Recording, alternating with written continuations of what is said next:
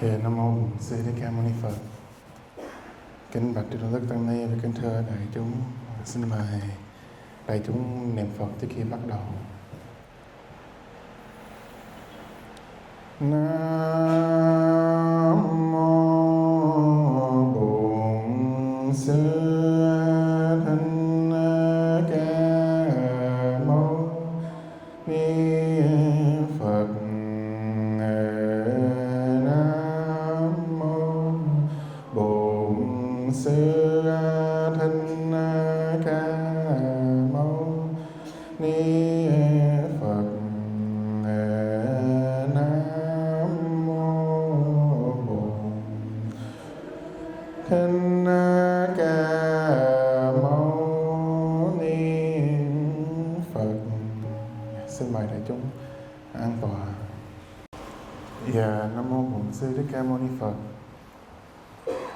Hôm nay Ấn Minh có duyên để chia sẻ Phật Pháp chung với đại chúng. Thì hôm nay Ấn Minh muốn nói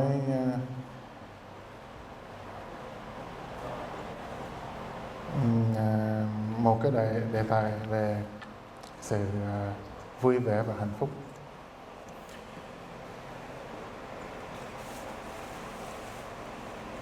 Cách đây mấy ngày mình có một cái họp, có một người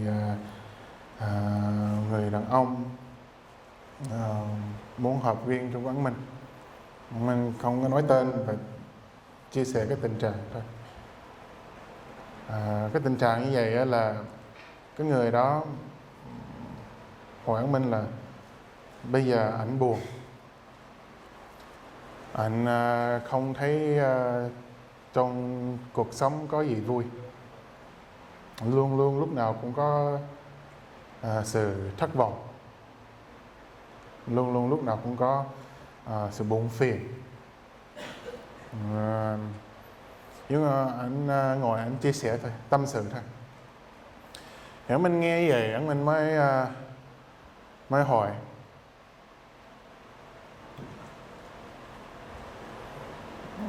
cái việc gì anh làm hàng ngày mới nghĩ vậy. Anh nói bây giờ anh không có việc làm, suốt ngày anh ở nhà, không có thay đổi cái sự suy nghĩ, không lúc nào cũng coi trên phone, nhìn trên Facebook gì đó. And từ cái sự suy nghĩ của một người đó bắt đầu hồi rất là nhỏ, nhưng mà một cái việc buồn gì đó nó rất là nhỏ, và sau khi hàng ngày nghĩ qua nghĩ lại, hàng ngày nghĩ tới nghĩ lui, thì cái tình trạng rất là nhỏ nó thành ra một cái tình trạng rất là lớn. Một cái tình trạng rất là lớn như vậy, anh bây giờ tới cái tình trạng là ảnh rất là buồn phiền, nhưng mà rất là depressed. Như vậy, cái người đó, cái anh đó, giống như mình có cái feeling anh đó là không muốn tiếp tục sống nữa. Thì cách đây nguyên cả năm rồi, hôm nay là tháng 8. Trong nguyên cả tháng mình đi nhiều cái đám tang, nhiều lắm, mình không có thể nào đếm được. Nếu nhìn trong lịch đó thì có thể đếm được. Bây giờ nếu gia đình hỏi, đại chúng hỏi ông mình cái năm nay đi có bao nhiêu đám rồi, ông mình không biết. I lost count. Và trong cái đám, nhiều cái đám mình đi trong năm này thôi, ông mình đã tham dự 3 cái đám đã từ từ. Thì ông mình muốn chia sẻ. Trước nhất Nếu ai nghe, hoặc nếu đang trong cái tình trạng bây giờ đang suy nghĩ về tự tử, là một cái cách để cho mình thoát khỏi cái sự buồn phiền của mình bây giờ, thất vọng và đau buồn. Mình nghĩ là nếu mình bây giờ là mình tự tử, là cái sự đau đớn của mình bây giờ nó sẽ không có nữa. Ông mình muốn nói trước đại chúng, trước Đức Phật, trước camera, là làm việc đó như vậy là hoàn toàn 100% sai. Là cái sự đau khổ nó không có chấm dứt đây, và cái sự đau khổ nó sẽ đi theo với mình, và cái sự đau khổ nó còn thêm nặng hơn nữa. Tại sao? Tại vì mình đã phạm tội sát sanh thân của mình. Thân của mình không phải là tự mình tạo ra. Thân của mình là ở đâu tới? Thân của mình nó là từ cha mẹ giao cái thân của mình đi. Cha mẹ là nhiều thời kiếp mình mới có duyên để sanh đây. Trong kinh Vu Lan nói, nếu mình cõng ba má trên hai vai đi dòng núi Tu Di 100.000 kiếp mình không có thể nào trả ơn được. Và cái thân mình bây giờ là mình đã có ơn, và mình đã cái nợ chung với ba má là rất là nặng. Thì nếu mình tự tử thì mình tội sát sanh, bất hiếu và nhiều tội. Mình sẽ đọa vào trong cõi địa ngục.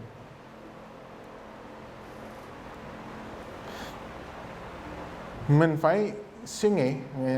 Lúc đó ông Minh mới thấy cái cách anh đang nói chuyện với ông Minh mới thấy là anh này rất là đau đớn. Thì ông Minh mới chia sẻ với anh là anh bây giờ phải thay đổi cái suy nghĩ của mình trong lúc bây giờ. Không có phải mình chờ ngày mai, không phải là mình chờ tối nay, mình phải thay đổi trong lúc bây giờ. Mình thay đổi làm sao? Cái độc, cái hài của sống trong cái hiện đại bây giờ là những người lần trước mình có chia sẻ, tất cả mọi người ai cũng có cell phone, ai cũng có cái smartphone, ai cũng có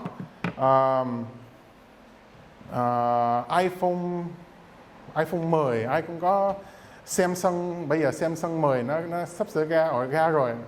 Ông mình nhìn mình cũng ham, bạn không có mua.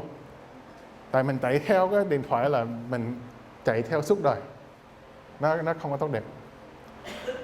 Ai cũng có cái cell phone này. Trong cái cell phone này, ông mình chắc chắn ai cũng có Facebook, ai cũng có Instagram, hoặc ai cũng có cái gì đó, Messenger. Chắc chắn là mỗi cái cell phone ai cũng có thể nhắn tin được. Trong cái sự nhắn tin đó, trên Facebook hoặc Instagram hoặc YouTube hoặc cái gì đó, nó làm cho mình phóng tâm. Trước cái điện thoại này, hồi 1999 hoặc năm 2000 gì đó, ít khi ai có cái điện thoại này. Sống một cuộc sống để cho định tâm đã khó rồi, bây giờ có cái này là còn khó hơn nữa. Tại sao? Tại ông mình có thể ngồi đây, bọn mình có thể nhắn tin với bạn ở một cái nước nào khác đó, thì dù thân mình, ông mình ở đây, và tâm của mình thì ở đâu? Chỗ khác.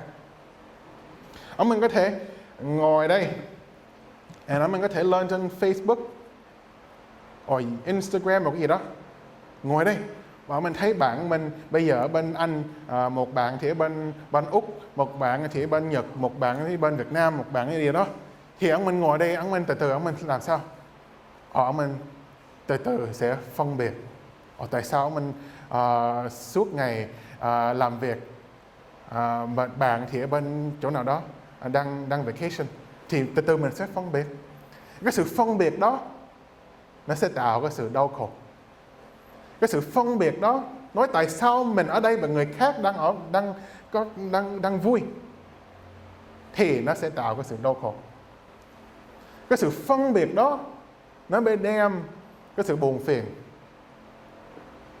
Tại sao? Tại bây giờ mình đang ham muốn cái việc mình không có, mình không có thấy cái việc mình đã có. Mình đang phân biệt cái việc mình cái gì đó mình không có, và mình không có thấy, và mình giống như mình appreciate cái việc mình đã có. But nếu mình appreciate nói tiếng Việt là sao? Cái chữ appreciate đó mình không biết nói tiếng Việt. Các ai có biết Google Translate chữ appreciate không? Và nếu mình nói appreciate, đại chúng hiểu không? Ok, để mình sẽ tiếp tục cái chữ appreciate đi. Nếu mình appreciate cái việc mình đã có, mình sẽ bắt đầu thấy cái sự an lạc trong cuộc sống. Lý do mình không có thấy cái sự an vui vẻ, mình luôn lúc nào cũng buồn phiền, lúc nào cũng thất vọng, lúc nào cái gì đó, là mình ham muốn cái việc gì mình không có. Ông mình bây giờ trong nhà băng, nếu ông mình mở ra trong nhà băng, ông mình có khoảng là 120 mấy đồng thôi, đủ cho trả tiền xăng để cho đi 1-2 đám nữa. Nên Viên nào tới, nếu ai đưa 20 đồng, 30 đồng đó, thì sẽ có tiền để thêm đổ xăng. Thì cái cuộc sống của ông Minh nó rất là đơn giản. Và nếu ông Minh bây giờ đang ham muốn, tại sao mình không có 1 triệu đồng hoặc 2 triệu đồng, 1 tỷ đồng. Ông Minh ham muốn như vậy. Và nó không có thì nó làm sao? Ông Minh đang gieo cái duyên để cho ông Minh đau khổ trong cái hiện đại bây giờ. Tại sao? Tại mình ham muốn cái việc mình không có. Nếu đại chúng vô trong phòng của phòng của mình bây giờ là 10 feet by 10 feet. Trong đó có một cái giường không có là có một cái nệm thôi, cũng không phải là cái giường nữa. Nó a mattress on the floor.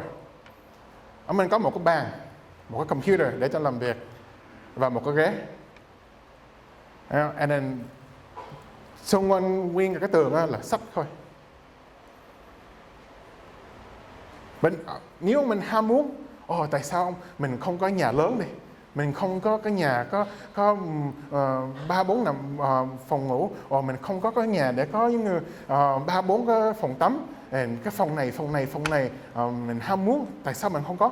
Thì ông mình làm cái gì? Lúc đó ông mình đang ham muốn cái việc gì không có, thì đang tạo cái sự đau khổ trong lúc bây giờ. Nếu ông mình tạo cái sự đau khổ trong lúc bây giờ,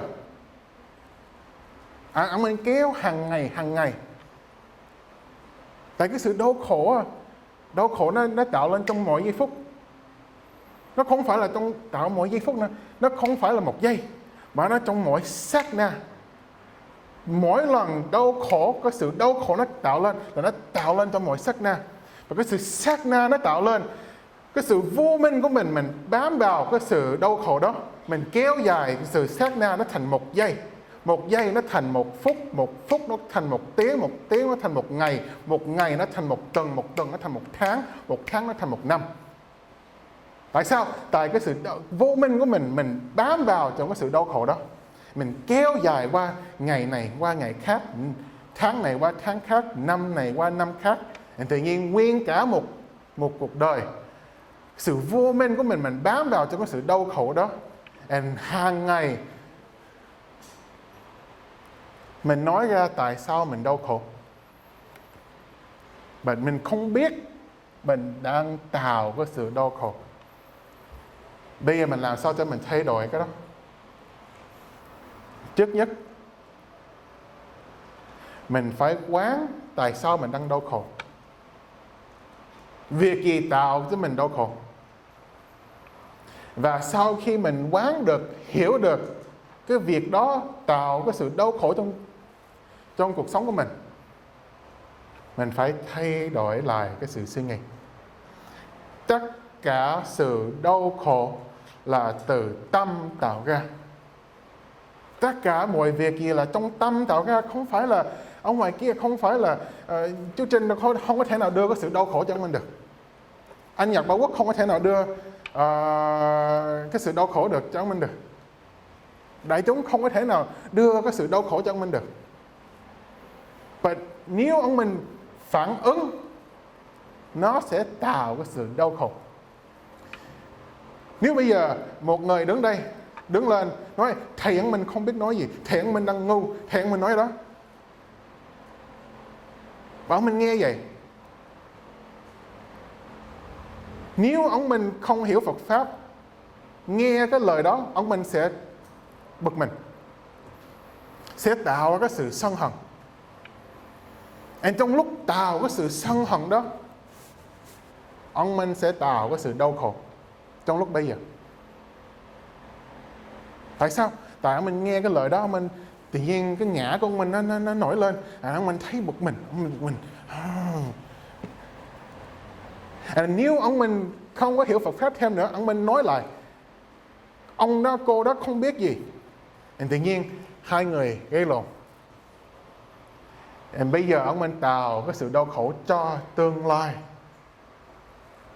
Bây giờ người đó sẽ nguyên cả đời ghét mình. Sự vô minh của ông mình nguyên cả đời sẽ ghét người đó. Tại sao? Tại vì cái ngã của ông mình, trong lúc người đó nói cái việc gì đó cho ông mình mới bực mình, nó nổi lên.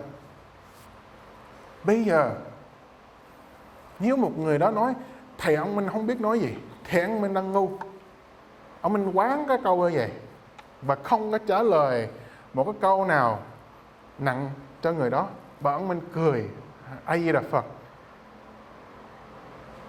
thì ông mình thì tâm lúc đó ngay đó thì an lạc. Người đã nói câu đó thì sẽ thấy cái câu đó không có tác dụng gì, không khác gì ông mình giống như lá sen á, ông mình đổ nước trên lá sen thì nó làm sao? Nó không có bao giờ nó ướt. Ông mình đổ nước trên lưng của một con vịt, nó có bao giờ ướt không? Không. Thì tâm mình cũng phải như vậy. Ai nói cái việc gì đó, nói xấu mình cũng cười A Di Đà Phật. Mình cười, mình quán hơi thở thôi. Tại sao? Đừng có phản ứng hoặc cái phân biệt gì đó và cái câu lời nói của người đó sẽ đem cái sự buồn phiền cho mình. Không phải buồn phiền cho người khác, mà buồn phiền cho mình. Tại sao mình muốn làm buồn phiền cho mình? Mình phải quán. Và quán rồi mình bỏ thôi. Nếu mình quán, mình bỏ thì mình không có đau khổ. Hai là trong một cái cách để cho mình thay đổi cái sự suy nghĩ của mình là mình phải quán tất cả mọi việc gì trong cuộc sống của mình. Tất cả mọi việc trong cuộc sống của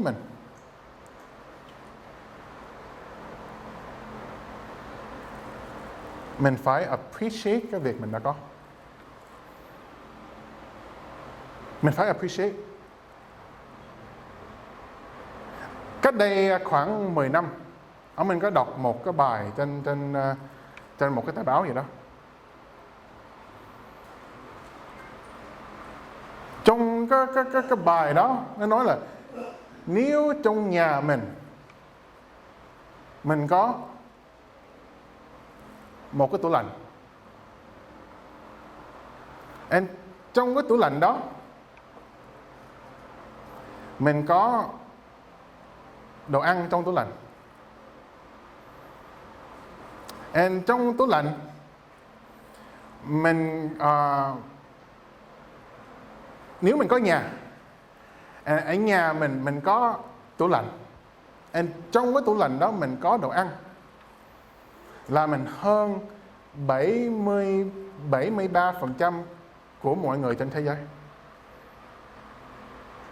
Nếu mình có nhà, hoặc mình có một cái condo, một cái apartment, một cái gì đó,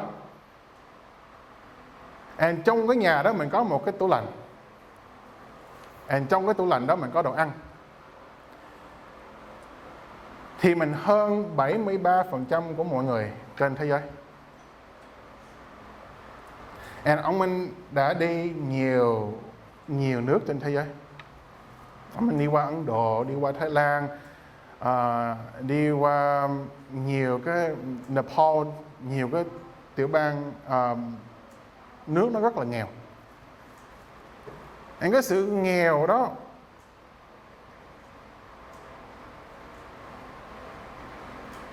ông Minh thấy nó còn hơn cái nhiều con nít người ta bữa sáng sớm trước khi mặt trời đã mọc phải đi ra kiếm đồ, kiếm rác rồi gì đó, nguyên cái ngày dời để bán lại, nguyên cái ngày kiếm được khoảng mấy cent thôi. Nghèo hơn nghèo.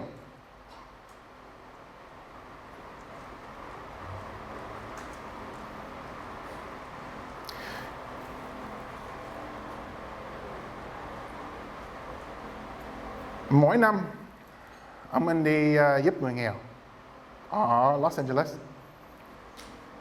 Mỗi năm là đi giúp 2 lần, mùa hè và mùa đông. Mỗi lần đi giúp chung với cái sự giúp đỡ của đại chúng thì mình nguyên tiền được để giúp được khoảng 1.000 người. Mỗi lần đi giúp mà từ thiện tại Skid Row thì mình mỗi lần đi phát quần áo là cả 100 bao. Tại đại chúng mỗi lần đưa đồ, donate đồ thì khoảng 100 bao đồ. Mỗi lần phát giấy toilet đó là 1.000 giấy toilet. Giớ là khoảng 500 tới 1.000 giớ. Áo là khoảng 500 tới 1.000 áo. Quần cũng khoảng 500 tới 1.000 quần. Đồ ăn là có thể feed được khoảng 1.000 người. Ông Minh cũng mời đại chúng trong tương lai cuối năm nay đi tham dự trong cái chùa. Nó rất là vui. Và người nghèo ở Los Angeles là sướng hơn người nghèo bên người Ấn Độ. Người nghèo ở Los Angeles sướng hơn người nghèo ở bên Việt Nam, ở Campuchia, ở đó. Tại sao? Tại mỗi ngày nếu không có hội của ông Minh, không có chùa để tới giúp thì sẽ có hội khác. Hàng ngày người ta có đồ ăn, bữa sáng, bữa trưa, bữa chiều, and then free đồ nữa. Đồ nào nó cũng là miễn phí, đồ nào nó cũng là free, không còn lo. Như vậy thì người ta sống là rất là sướng rồi. Mình phải hiểu, nếu mình muốn thay đổi cái việc sống của mình, nếu mình muốn thay đổi cái sự suy nghĩ của mình, nếu mình muốn thay đổi hạnh phúc của mình, thì mình phải thay đổi cái sự suy nghĩ. Mình phải thay đổi và quán cái việc mình đã có, và đừng có ham muốn cái việc mình không có. Mình phải sử dụng ít cái điện thoại của mình, và đừng có lên Facebook hoặc Instagram nhiều quá. Và để phân biệt tại sao cái cuộc sống của mình bây giờ nó không có vui bằng cái cuộc sống của một người khác. Đừng có phân biệt tại sao mình bây giờ đang ở nhà và một người khác đang ham vui. Mình có cái cuộc sống phân biệt như vậy. Nếu mình có cái cuộc sống phân biệt như vậy, mình không có vui vẻ. Mình luôn luôn lúc nào cũng buồn phiền. Cái sự phân biệt đó nó sẽ đem cái sự buồn phiền đó trong cuộc sống của mình hàng ngày. Cái sự hàng ngày đó nó sẽ thành mỗi tuần nó sẽ thành mỗi tháng nó sẽ thành mỗi năm. Just a quick translation of what I said over the past 25 minutes here was that I wanted to share with you what you can do to change the quality of your life, and just thinking how you can become happier. And that's a topic that a lot of people want to learn, and that's a topic that people are always thinking about. When I first started, I said that I have attended countless funerals in my life. And in this year alone, just year 2019 alone, if you were to ask me how many funerals have I attended, I can honestly tell you that I don't know. I would have to look at the calendar and literally count how much I have attended to actually really know how many funerals I've attended. And in my lifetime alone, if you were to see that wall outside, I've attended around 3/4 of that wall. And so you can honestly say that it's in the thousands, roughly around 4, maybe even 5,000 that I've attended in my life so far. I've seen everything there is at a funeral. I've seen families where they cry since the beginning of the ceremony all the way into the burial. I've seen people faint. I've seen wives jump into the plot. I've seen another wife trying to jump into the crematory. I've seen everything. And in this year alone, I've attended 3 funerals that someone sadly taken their life. And one of the back in 2012, I've attended a funeral that my own friend took her life. That when I came to the funeral, it was a big shock, even to me. Because we attended UC Berkeley together, and then all of a sudden I remember getting a phone call from the family requesting that I should be there. And during that time, it was only me and one of the other masters that recently passed away. And so I had to lead the second part of the ceremony, which is the part where you offer the food, offer the tea and all that. So I had to lead that part. But when I came to that part, when I came into the ceremony, I didn't know it was her. It's only when I came up to the casket and I looked in and I realized it was one of my close friends that killed herself back in 2012. Right? And so I've attended countless funerals when it comes to suicide. And I realized when it comes to suicide and when it comes to taking one's life, I realized that someone has to be in a position where they really feel that they cannot change their life, that they're really stuck in a position that they feel that only death can escape their suffering.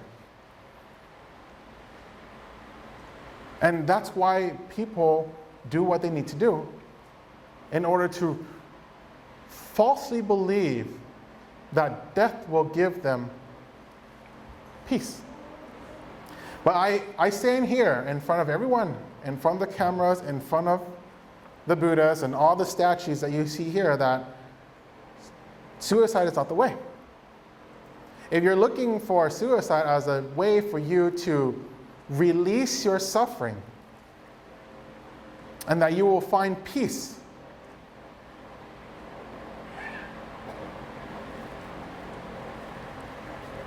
That is not the way.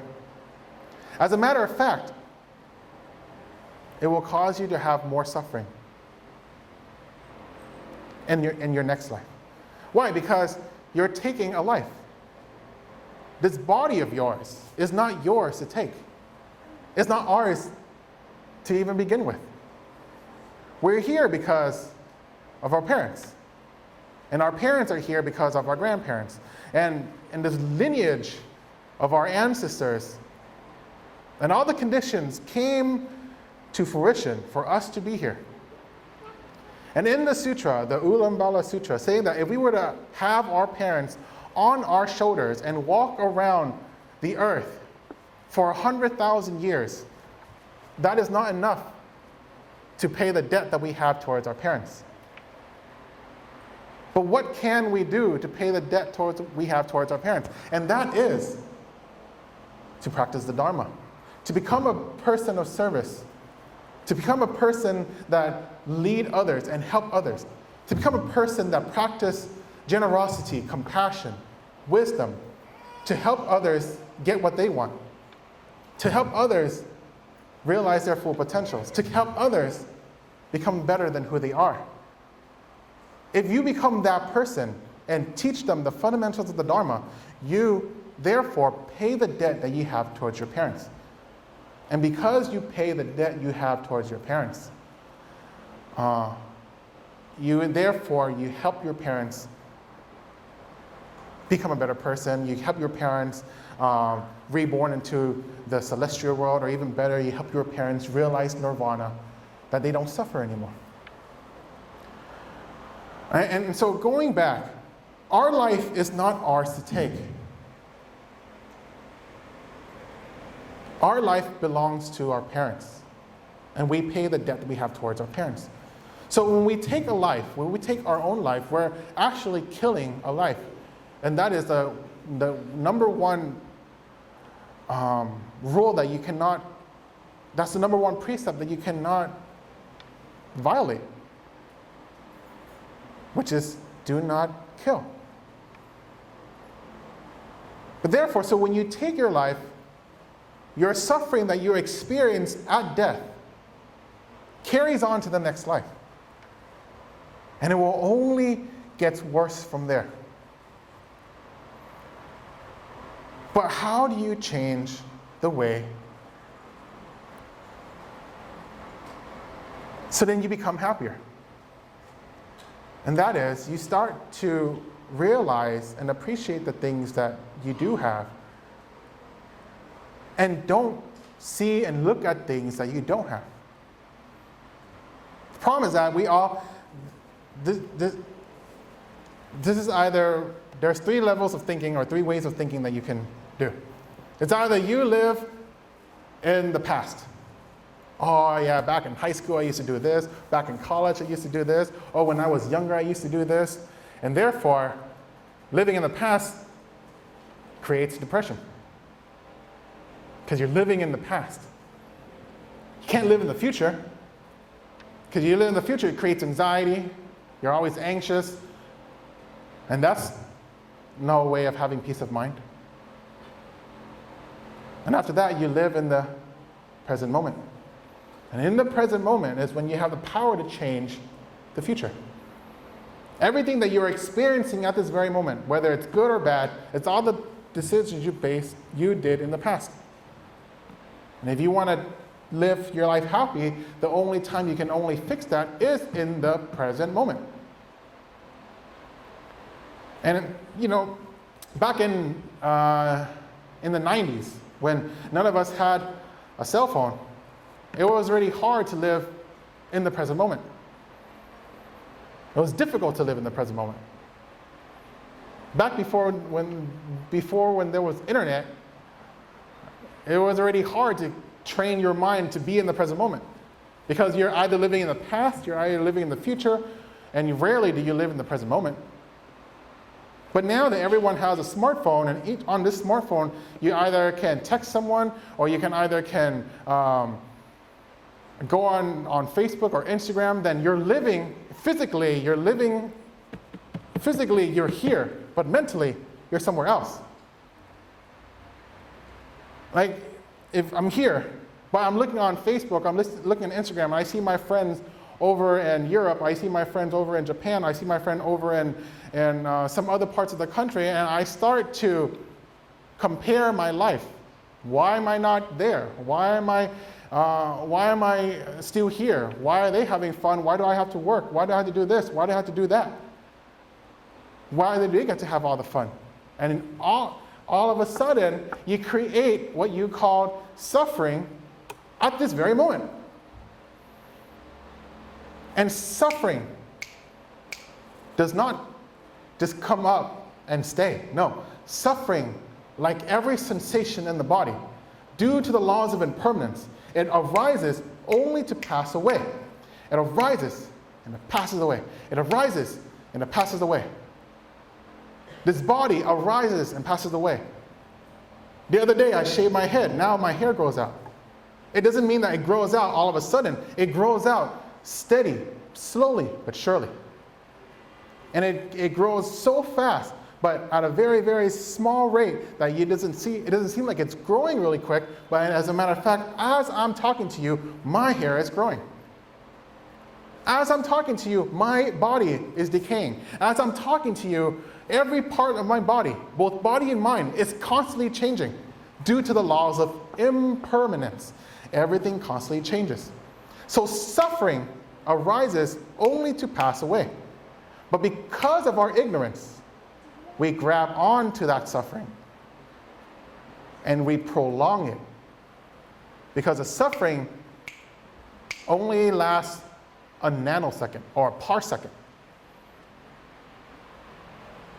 And that parsecond, which is like 1/64th of a second or something like that, when you grab onto it, that becomes a second.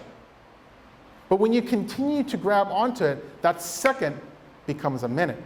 That minute becomes an hour.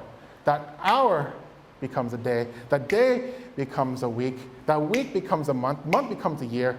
Year becomes a decade. And all of a sudden, your whole entire life, before you pass away, right before you pass away, you realize that you have suffered your entire life.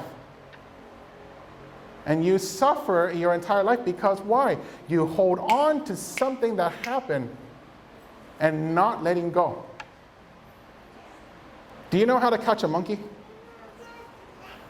You catch a monkey, you put a box right there. Right? And in that box you put something shiny, because monkey likes something shiny. Right? You cut the hole in the box just enough for it to put its hand in. The monkey puts its hand in and it grabs onto whatever it is that you put in there.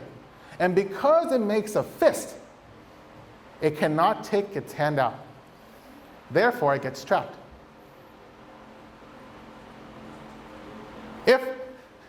If I have a box right here, right, and inside there's a key.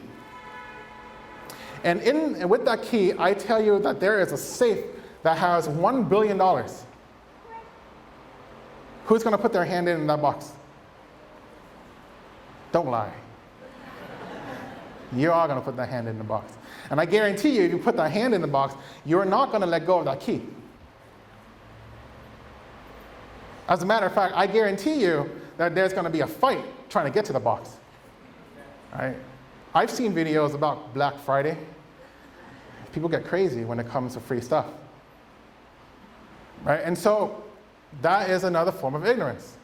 Put your hand in, try, but that's what ignorance is. That's what suffering is the fact that suffering only arises for a nanosecond, for a parsecond, but because of our ignorance, we prolong that suffering. And the minute you live your life comparing yourself to other people, that will only lead to disappointment. It will only lead to depression. It will only lead to suffering. Back in 2013, I made a trip to Thailand. And when I made a trip to Thailand, I shared this story many times, but I feel like I should share this story. Back in 2013, there was something I needed to do in Thailand with Thai. And it was one of the conferences that we went to. And one day I decided to walk the streets of Bangkok. I walked just one direction. And my parents always taught me to give back to those less fortunate. So I had $100 back in 2012, $100, and I converted it to Thai baht. At that time, it was around $100 equals 3,400 Thai baht. So if you do the math, $1, 100 US baht, 100 Thai baht, it's around $3.40. And so I walked down one direction, and I basically was, anyone that I see that needed the money, I would give them 100 Thai baht. So I saw homeless people, and they were begging, so I would give them 100 Thai baht. And I see like orphans and that was begging for money, I would give them 100 Thai baht. And there was another family, like a whole family that were homeless together, so I gave them like 200 Thai baht, around like $7. And then there was this particular lady that I stopped and I gave her 200 Thai baht. The reason why I stopped at this particular lady is because she was on the floor and she was trying to tend to her newborn child who was crying. And even though the one thing that stuck out to me was that she didn't have any hands. Both her hands were chopped off, mostly because she was probably caught stealing, and as a punishment, they cut off your arms. So she had no hands. And even though she didn't have any hands, she didn't have any money, she was homeless, I remember her smile. And her smile was something that was unforgettable. It was a genuine smile, not a fake smile. It was a genuine smile that you can tell it came from within. And so I gave her $7 or 200 Thai baht. And she looked up. I know she said thank you. And then she said something after that. And then she reached into her arm. She had a vest, right? She reached into her arms, and without any hands, she gave me a pair of beads, not these beads. It was another wooden bead I have in my room, and that I don't use anymore because the string is about to snap. So I put it in a box. And she gave me these wooden beads. And I was like, wow. And it struck to me that even though this lady had no money, she had no house, no family, and no hands, she still had the heart to give me something back in return. Even though it wasn't money, she had the heart to give me something back in return. And therefore, I called them my gratitude beads. And every single day, back in 2013, whenever I feel like my life is stuck, my life is not good, my life is boring, or my life is something, I always tend to the beads, and I look at the things I do have. I have a healthy body, I have a healthy mind, I have a loving family, I have loving friends, I have a wonderful master, I have a temple that supports everything that we do, and I just look at the things that I do have, and I appreciate and grateful and be blessed of the things that I do have, instead of wondering and yearning for the things I don't have. And what happened? Before I end in 2 minutes, my life changed. And when I say my life changed, I don't say it as something. No, my life changed. Money came in from nowhere that helped me create modern enlightenment. Right? People that I didn't know showed up to help support modern enlightenment. All these things came in that built up that I can't explain. But it only happened when I realized and I appreciate the things I do have. And I stopped yearning for the things I don't have.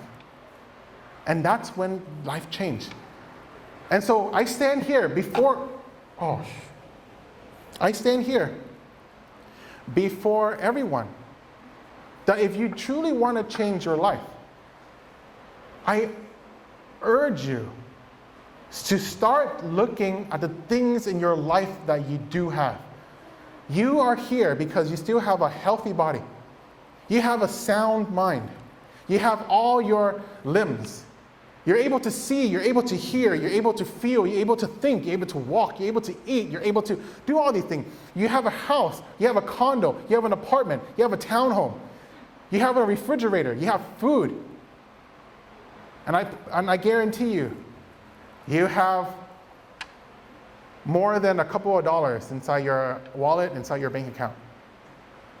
Right? Learn to give back to other people. Learn to help those unfortunate. Learn to live your life appreciating the things that you do have and stop yearning for the things you don't have. Because the things that you don't have will come when you start to appreciate the things that you already have. And that, my friends, is how you change your life. And so I hope that you guys have a great and wonderful Sunday. And I apologize I don't have any time to go further, but I hope you have a great and wonderful Sunday, and I will see you next time. Bây giờ đã đến hết giờ. Mình chúc quý bác, quý cô, chú anh chị một ngày Chủ nhật an lạc, vui vẻ và hạnh phúc. Nam mô Bổn Sư Thích Ca Mâu Ni Phật.